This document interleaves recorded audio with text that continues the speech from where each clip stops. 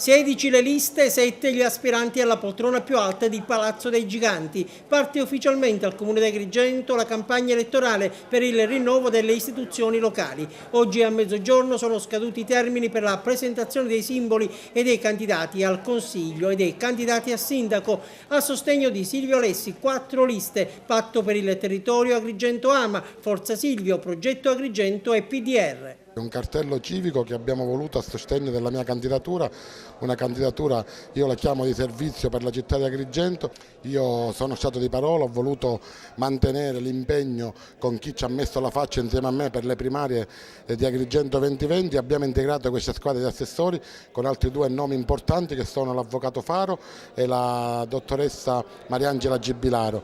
Una squadra di assessori che sicuramente sono di grande qualità. 7 le liste a sostegno di Lillo Firetto: Agrigento Cambia, Agrigento Rinasce, Uniti per la Città, Area Popolare, Sicilia Democratica, Solidarietà e Futuro e Partito Democratico. La presenza di Alfano, Di Mauro, del PD, c'è chi dice che possa rappresentare un limite per la sua corsa. Sono delle figure anche autorevoli con le quali ci si potrà confrontare per lo sviluppo della città, non portandogli problemi sul tavolo, ecco te ora risolvemele tu.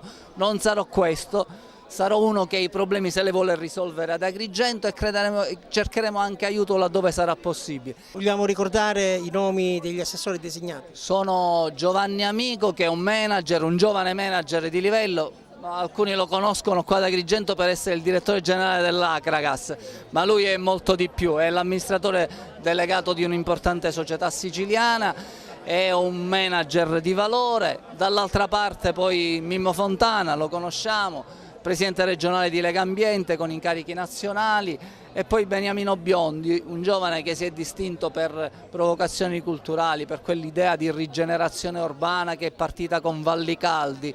Una lista ciascuna per tutti gli altri candidati a sindaco. Andrea Cerino sarà spinto da Fratelli d'Italia Alleanza Nazionale.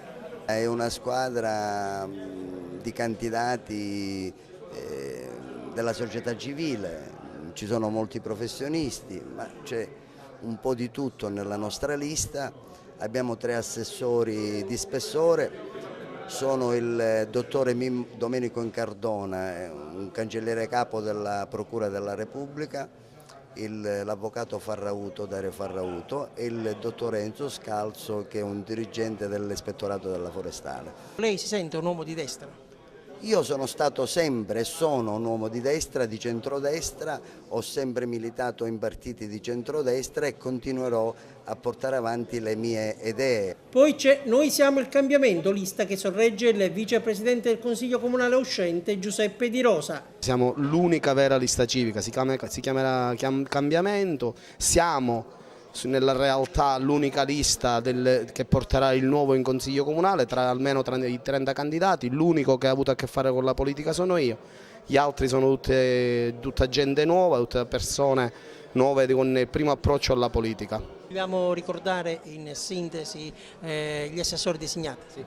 Io ho nominato tra i miei assessori l'ingegnere La Novara, un perito per il Tribunale di Agrigento, l'ex generale delle Forze Armate Giovanni San Martino e l'ex ispettore di polizia penitenziaria nonché sindacalista a livelli nazionali Calogero Navarra.